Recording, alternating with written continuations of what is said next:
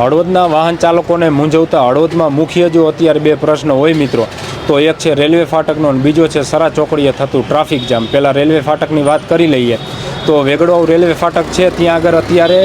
આરસીસીના રોડનું કામ ચાલુ છે, એટલે એકાદ અઠવાડિયાથી રેલવે ફાટક બંધ છે અને એનું ડાયવર્ઝન આપી દેવામાં આવ્યું છે ભવાનીનગર રેલવે ફાટકે,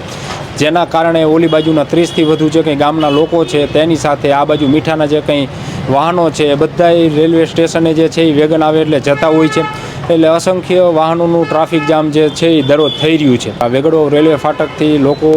ત્રાહીમામ પોકારી ગયા છે, કારણ કે નેતાઓ અવારનવાર કહેતા હોય છે કે અહીંયા જે છે એ બ્રિજ મંજૂર થઈ ગયો છે અને એનું નિર્માણનું કામ ટૂંક સમયમાં ચાલુ થાય છે અને સર્વે થઈ ગયું ને ફલાણું ઢીંકણું આવી બધી વાતો કરતા હોય છે, પરંતુ એનાય ઘણા વર્ષો થઈ ગયા, હજુ સુધી ત્યાં બ્રિજ બનાવવાનું કામ ચાલુ થયું નથી. ઘણા સમય પછી અત્યારે ત્યાં આરસીસીના રોડનું કામ ચાલુ થયું છે અને એના કારણે એકાદ અઠવાડિયાથી વધુ સમયથી એ ફાટક બંધ છે, જેના કારણે બધું ટ્રાફિક જે છે એ આવ્યું છે બધું ભવાનીનગર રેલવે ફાટકે,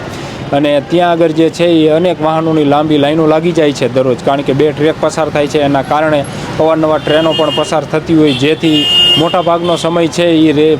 બંધ જ હોય છે ફાટક. એના કારણે વાહન ચાલકો હેરાન પરેશાની ભોગવી રહ્યા છે. તેની સાથે સરા ચોકડીએ પણ અત્યારે મિત્રો એટલું ટ્રાફિક થઈ રહ્યું છે. સરા ચોકડી જે આપણી છે મિત્રો, તો ત્યાં પણ સવારે બપોરે અને સાંજે જે છે એ અનેક વાહનોની લાંબી લાઈનો લાગી જાય છે, કારણ કે સરા રોડ બાજુની ઘણી બધી સોસાયટીઓ ડેવલપ થઈ છે, એટલે ઘણા બધા લોકો પણ ત્યાં આગળ રહે છે. એટલે ખાસ કરીને વાહન ચાલકો જે છે એ રેલવે ફાટક, એક તો વેગડવાવની રેલવે ફાટક, તેની સાથે જે છે એ સરા ચોકડી, આ બંનેથી અત્યારે ત્રાહીમામ પોકારી ગયા છે અને વહેલી તકે અહીં કંઈક વ્યવસ્થા કરવામાં આવે, કારણ કે બ્રિજ બનાવવાની શરૂઆત કરે ને તો આ 3-4 વર્ષ કાઢી નાખવાના છે, એટલે વહેલી તકે આ વાહન ચાલકોની જે માંગ છે ધ્યાને લેવી જરૂરી છે. અને અગાઉ તમારા દ્વારા ઘણી વખત કહેવામાં પણ આવ્યું છે કે બ્રિજ બનશે, પરંતુ ખરેખર ક્યારે બનશે જોવાનું રહ્યું, કારણ કે લોકો તો અત્યારે જે છે એ હેરાન થઈ રહ્યા છે.